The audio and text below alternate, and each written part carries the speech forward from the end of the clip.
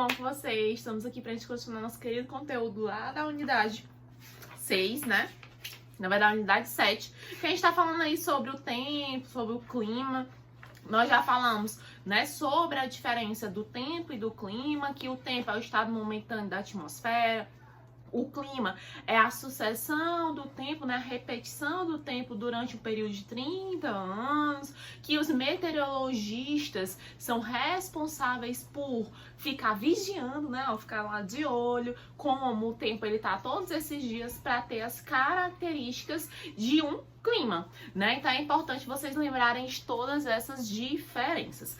Só que hoje nós vamos falar aí sobre os fatores do clima. Professor, o que são os fatores do clima? Os fatores do clima são aqueles nos quais vão influenciar as características que os climas eles vão ter ao redor de todo o mundo, né? Como latitude, maritimidade, continentalidade, né? O relevo também, as massas de ar, todos eles estão relacionados aos fatores que vão determinar as características do clima, né? Então é importantíssimo vocês lembrarem desses fatores. Hoje a gente vai ver uma parte, na próxima aula a gente vai ver outra parte. Por quê? Vamos explicar bem direitinho o que é cada um, para quando for na próxima aula a gente terminar todos os fatores, né? E vocês terem noção quais são todos eles e o porquê que eles influenciam tanto nas características de um determinado clima. O primeiro dele, mais importante, é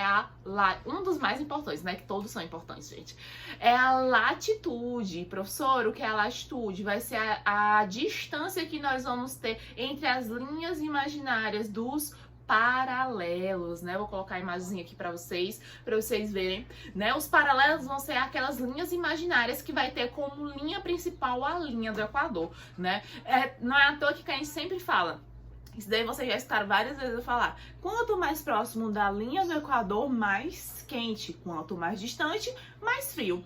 A latitude, pessoal, ela vai variar de 0 até 90, né? São as variações. Ela vai de 0, que é a linha do Equador, até 90 graus, que são as linhas, né? Os paralelos lá próximos aos polos, o Polo Sul e o Polo Norte. Então é interessante por quê? Por que, professora, que a linha do Equador é a zona mais quente, gente? Porque na linha do Equador, vamos pegar aqui meu globinho, cadê o globinho? Globinho. Linha do Equador, aqui, né, essa linhazinha aqui, ó, linha do Equador, certo? Por que que na linha do Equador, professora, é mais quente? Vou pegar minha lanterna aqui do celular. Por que que é mais quente? O sol aqui, ó, batendo, a gente falou sobre o movimento de rotação, que é o movimento que a Terra faz em volta do seu próprio eixo, ó, rodando, rodando, rodando. Ok. O Sol, gente, lembrando que a gente vai ter uma inclinação da Terra, ela não vai ficar retinha assim, ela vai ter uma inclinação de 23 graus e nós vamos ter o Sol aqui, ó, batendo. Onde é que o Sol tá batendo com maior incidência? É justamente na linha do Equador. Por isso que é mais quente essas regiões que são próximo da linha do Equador. Porque a radiação, o Sol não vai ficar assim não, gente, ó, movimentando durante o dia, não. O Sol vai ficar paradinho aqui, ó, reto. Onde é que tá sendo a maior incidência? Tá sendo justamente na linha do Equador, né? A radiação, ela não vai ser distribuída de forma igualitária em todos os paralelos, né? Em todas as latitudes. Por isso que nós falamos o quê? Quanto mais próximo da linha do Equador, mais quente, porque a Terra vai estar girando aqui, ó, e o Sol vai estar sempre mirando aonde? Próximo à linha do Equador, certo? Então a gente vai ter aí essa questão. Então, nas latitudes mais baixas, próximo a 0, que é o ponto de partida, que é a linha do Equador, nós vamos ter as zonas mais quentes. E as zonas mais distantes, que são aí mais próximas de 90 graus, são as áreas mais frias, né? São as zonas mais frias, que são próximas às zonas polares. Nós vamos ter, em decorrência disso, as zonas termais, né? As zonas térmicas. São 3 zonas. A zona polar, que é próximo dos polos, né, que são os polos, a zona tropical e a zona temperada. Qual é a mais quente, professora? Zona tropical, né? Na zona tropical nós vamos ter as maiores temperaturas justamente por ser mais próximo de quem? Da linha do Equador, né? Quanto mais próximo da linha do Equador, mais quente. Quanto mais distante, mais frio. Vou pegar aqui o Brasil. Ó, pegar um globinho maior. Então, pessoal, voltando aqui, né, depois quase caí, nosso globinho, né, estamos aqui. Essa linha vermelha é justamente a linha do Equador, né, temos aqui, ó, temos aqui a linha do Equador, ok? Vamos aqui para o Brasil, aqui. Essa zona onde nós temos a linha vermelha, né, linha do Equador. Justamente aqui, Nordeste, ó, bem próximo da linha do Equador, por isso que é tão quente. A zona do Sul, né, a região Sul, ela é mais distante da linha do Equador, por isso que é mais fria. Quanto mais distante da linha do Equador, mais frio. Quanto mais próximo, mais quente, certo? Então a gente vai variar. Aqui na linha do Equador vai ser 0 e aqui embaixo, que são as zonas polares, vai ser 90. A zona vai variar de 0 a 90. São os paralelos. Vocês estão vendo esses risquinhos, ó? São todos os paralelos que vão mensurar, né, as zonas térmicas. Quanto mais próximo da linha do Equador, deixa eu ver se foca aqui. Pronto, tá focando. Quanto mais próximo da linha do Equador, mais quente. Quanto mais distante, mais frio. Lembrando que o globo é, ó, tá aqui, ó, a luz da ring light batendo aqui, né? O globinho, nossa Terra, ela é inclinada do jeito que tá aqui, ó. Né? Ela não é em pezinha, ela é inclinada. A gente vai ter uma inclinação aí de aproximadamente 23 graus, né? Então, por conta disso, por conta que o Sol ele não vai ter as radiações distribuídas de forma igual, nós vamos ter temperaturas diferentes em todas. Ó, tá aqui, ó, o Sol batendo justamente na linha do Equador, tá vendo? Dá pra enxergar agora melhor, né? E as zonas polares, né, elas são mais...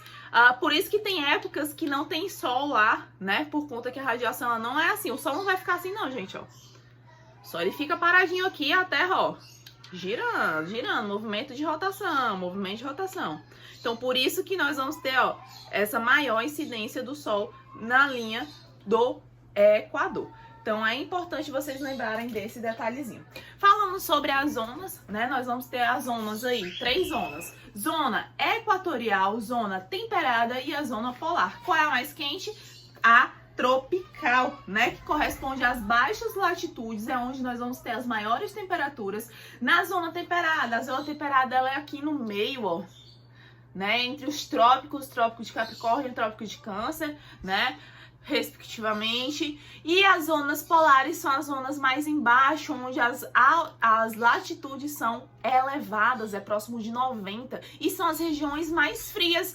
Professora, na zona temperada pode nevar? Sim, pode nevar, por conta da proximidade das zonas polares. E lembrando que a gente vai até falar de um desses fatores, que é o quê? As massas de ar. As massas de ar são nuvenzinhas que vão levando características de uma região para outra. Então nós vamos ter massas de ar, por exemplo, que vão sair aqui, ó, do Polo Sul e vão atingir o Brasil, né? São massas extremamente frias que vão atingir aqui o Brasil. Então, as características lá do Polo Sul vão vir aqui, ó, pro Brasil através das massas de ar. Interessante por conta disso.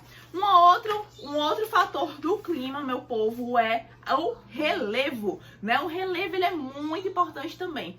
Quando nós temos elevadas altitudes, não é latitude, é altitudes que são com relação à altura, né? A altitude, perdão, ela vai ser com relação ao nível do mar, né? Então, o nível do mar vai ser o ponto zero. A partir do nível do mar para cima, nós vamos considerar a altitude. Quanto maior a altitude, menor são as temperaturas.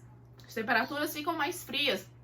A quantidade de oxigênio é bem menor. Nós vamos ter aí o ar rarefeito. Professor, que diabo é o ar rarefeito? O ar rarefeito, pessoal, é aquele ar que vai ter pouca quantidade de oxigênio. Então, quando a gente respirar, a gente não consegue puxar todo o oxigênio, porque a quantidade ela é bem limitada. Não à toa que eu sempre dou esse exemplo. Quando os jogadores vão para Bolívia, vão para o Chile, principalmente, para o Equador, que são em elevadas altitudes, altitude, são alturas muito grandes, o que é que vai acontecer? Nós vamos ter que os jogadores, né, eles têm que ir com antecedência para o seu corpo se adaptar a essas diferenças. Por quê? A respiração ela vai ser diferente, o corpo vai, né, geralmente dá muita dor de cabeça, dá ânsia de vômito, porque todo o nosso organismo ele está adaptado a ter uma grande abundância de oxigênio. Quando chega lá, a gente não consegue respirar direito, né? Então, eles demandam isso, uma adaptação, né? Para conseguir jogar direitinho. Então, o relevo, ele também vai influenciar muito no clima. Outra coisa, ele pode dificultar ou facilitar a passagem de uma massa de ar. Vou deixar uma imagenzinha aqui para vocês. Ele dificultando a passagem de ar quando nós temos uma montanha. Nós vamos ter uma área que é uma área mais fria.